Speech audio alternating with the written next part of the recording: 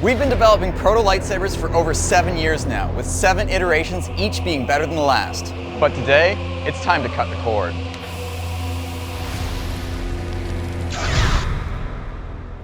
This right here is the world's first fully self-contained plasma-based lightsaber, Pike. Now I know what you're thinking, it is a little bit long, but let me show you how we got here and more importantly, where this takes us next. We took everything we learned from our proto sabers and have perfected the design to be fully self-contained. This is a critical stepping stone to developing the iconic lightsaber. But before we can tackle the challenges of making a normal sized lightsaber, there is still a lot for us to learn and improve, like the components, layout, and the optimization of the regulators, flow control, and electronics. So here is where we are today, the lightsaber Pike. This video is sponsored by Shopify, which is a service we use and love, but more on that later. And it's funny, because we actually managed to follow the exact same development cycle as the Star Wars universe, going from Proto Saber Power Pack to Lightsaber Pike, and in the future, the fully self-contained lightsaber. Is it possible? Well, yes. This right here is proof that we're making progress. And later in the video, I'll show you exactly how we plan to get there. Regarding the design, I've 3D printed this as a good visual to show you how it works. And there's gonna be 77 components inside of this thing, each one of them critical for the lightsaber to function. Basically, the lightsaber Pike works by combining fuel and oxygen in a controlled manner, uniting the mixture to create a plasma blade, and using the electronics to control its various features. With the design and prototype out of the way, it's time to start fabricating. I got Linus and Logan started with the body tubes. They engraved the design pattern into the tube using a rotary axis in the CO2 laser.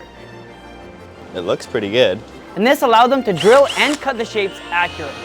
Each body tube has mounting holes on the ends that needed to be drilled out and threaded on our tapping arm. After a quick cleanup on the lathe, the slots can be angle ground out.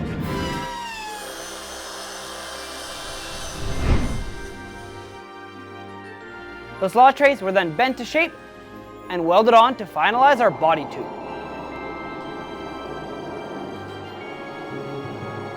While they were doing this, I used our fiber laser to cut out the decorative pieces out of 1/4-inch brass.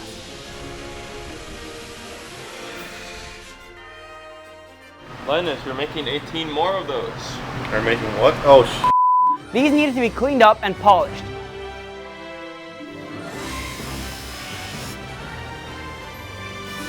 And boy, did that take a while. like 16 hours. But the final result was well worth it.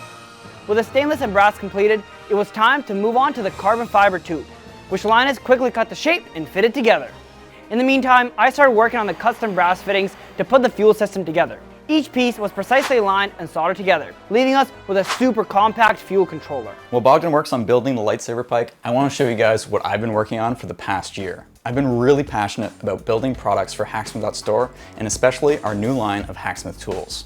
It's given me the chance to really spend the time to engineer some amazing quality products, and I'm super excited about our new Mini Saber Gen 2. It's a fully custom mini saber that I designed that has all the best features from our first one and some significant improvements. It has a larger butane tank with almost 3 times the volume of the original, it's got full metal construction, it's modeled after the original Guinness World Record plasma proto lightsaber that we made, and my favorite part, the flame color changers. The best part is all sales go towards our full-size lightsaber development. These are available for pre-order on Hacksmith.store right now, which is all made possible by Shopify. Shopify is an all-in-one commerce platform that makes it super easy for anyone to start, grow, and manage a business. I personally chose Shopify because I knew I wanted to grow Hacksmith.store, and the other platforms just wouldn't cut it. There is a reason millions of businesses in 175 countries use Shopify. You can sell online, in person, and across all social platforms. There's no need for coding, there's tons of apps, beautiful templates, and loads of other features that let you run a business of any size. So if you've ever thought about starting your own business, check out shopify.com/hacksmith. And if you want to support our goal of building a fully contained lightsaber-sized lightsaber, consider pre-ordering our mini saber. The oxygen system was next. What sets our lightsaber apart from a long blowtorch is the use of pure oxygen. By using pure oxygen for the flame, we can reach temperatures of 4,500 degrees Fahrenheit, far hotter than a blowtorch. But high pressure oxygen can actually be extremely dangerous, as it can allow anything to burn. Not just the metal door we're trying to cut, but the whole lightsaber can go up in flames if we don't do this right. So in order to safely store pure oxygen at a high pressure, we partnered with Swagelok Ontario, who provided us with 3 double-ended cylinders, cleaned for oxygen service, which should give us about 3 minutes of runtime. These bottles had to be connected together with the regulator and solenoids on one end and the quick connect on the other. With that out of the way, the batteries could be attached. I created 2 battery packs that mount around each cylinder joint, which should allow the lightsaber to function for about 30 minutes on a single charge. Since the oxygen bottles and the carbon fiber tubes are conductive, it was extremely important to protect our wires and batteries after we were done soldering. To do this, we used the thin, insulating and heat-resistant tape called Kapton. Oh, this thing is feeling awesome. Next up, we 3D printed a unique joining piece. This part connects the front stainless steel body tube to our carbon fiber oxygen system and needed to be extremely strong and rigid. To make this, we used our new Bamboo Lab X1 Carbon 3D printer, along with some incredible nylon carbon fiber infused filament. This stuff is way tougher than PLA or even ABS, and was important in making sure that our lightsaber pike wouldn't be bendy in the middle. Just like our previous lightsabers, we're using the Glass Torch Technologies Mirage nozzle to create the laminar flow plasma blade, and the same flow regulators that we built for the Kenobi saber. At this point, we could attach our fuel controller to the flow manifold and nozzles. Then a 3D printer bracket could be added to hold our speakers and PCB, which was fabricated by our friends over at JLC PCB. This circuit controls our solenoids, regulator, and sound, and was designed using Altium. Altium Designer is our favorite PCB design software, and their tools like Altium 365 and Altium Co-Designer really streamline the process. By the way, we have partnered with Altium, and if you use my link, you can try it for free, and get 25% off if you decide to purchase. And as always, to see the full schematic diagram, you can check out the maker.io link in the description below. The 3D printed pilot light assembly could now get the regulator, nozzle, sparker, and on-off switch installed and be mounted onto our fuel assembly. Alright, that's our fuel assembly, let's put it into the lightsaber. The carbon fiber tube can be attached to our oxygen tanks, followed by the stainless steel body tube, the bottle heater, and the fuel assembly. To hold everything together, the decorative brass pieces can be attached. Finally, the button cover and the sliding door can be mounted and our butane cylinder installed. After a bit of code, That is a fully completed lightsaber. This thing is ridiculous. and there we have it. We just managed to cram 11,000 watts, or 36,000 BTUs of heat at 4,500 degrees Fahrenheit and over 3 minutes of runtime into a handheld, untethered lightsaber pike. Oh, it's gonna melt through. This is so much better than the Proto Saber. With the Proto Saber, all these sparks and all the molten metal was just burning me. And now I actually get to stand like a few feet back. Yeah! That was awesome. You might be thinking, this honestly might be less practical than having a power pack. And you might be right. But the key takeaway is that we're only 3 steps away from making this into a fully handheld, self-contained lightsaber. Step 1 is to reduce the oxygen system. Currently, the oxygen storage takes up half of the length of the lightsaber pike. So if instead of using high-pressure gaseous oxygen, we switched to using liquid oxygen and a vaporizer, we can size this down significantly without any reduction in runtime. Step 2 is to reduce the fuel system. The triple mix butane we're currently using is already some of the best we can get. Standard cartridge sizes really limits our flexibility. So if we're to design a custom fuel tank, kind of like the one in our mini Saber, then we can store exactly the amount of fuel we need to match our oxygen consumption, therefore sizing this down even further. And step 3 is to design a fixed flow control system.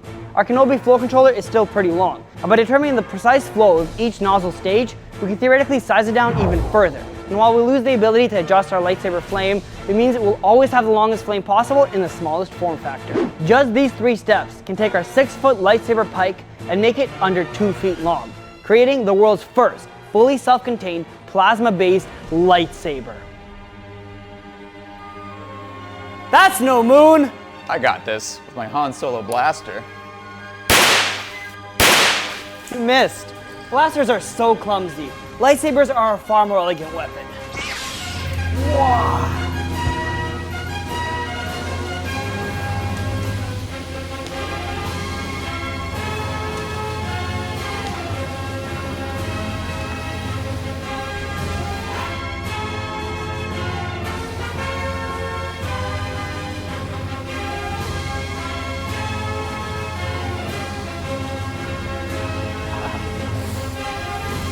Ah yes, the classic foam head.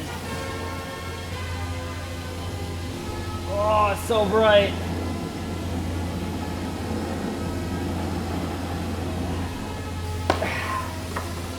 Come on guys, don't you have anything more difficult for me? Oh, Bogdan, how does this tickle your fancy? That's more like it. There you go, buddy. Let's do this. Oh yeah. Ooh, that scream.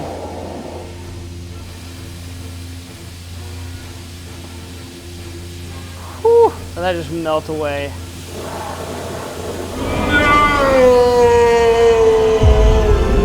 I win. You guys think steel can stop me? No way.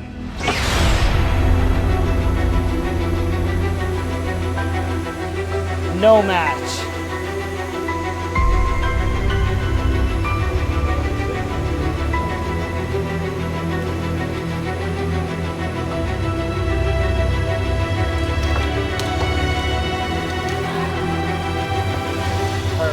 Now you may be wondering how we refuel this thing. It's actually pretty simple. We start with the oxygen, pop the tap off. We've got this quick connect from Swage Lock that just plugs right into there. And then we open up the oxygen, just a hair. There we go. And then we watch this gauge.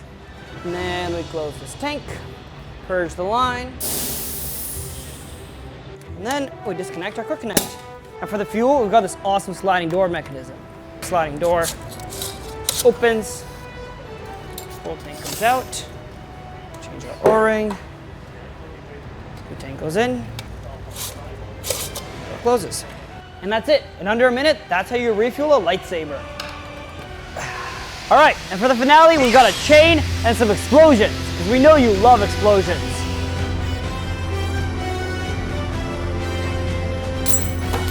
Woo! Ready?